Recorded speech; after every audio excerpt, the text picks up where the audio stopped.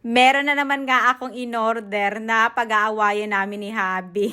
Kaya tinodo ko na yung performance level ko, mi. Hindi ko kasi siya pwedeng itago kasi kailangan ko siya dito para mabuo ko itong in-order ko na hindi kasi ako magaling sa ganito, yung mag-assemble ba ng mga ganito. Parang puzzle siya, mi.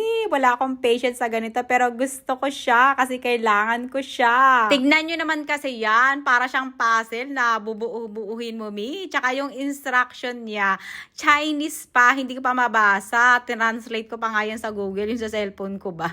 Hindi ko pa talaga siya maintindihan. Ilang araw nga kami dito nagtititigan ni Habi, hindi rin daw niya maintindihan.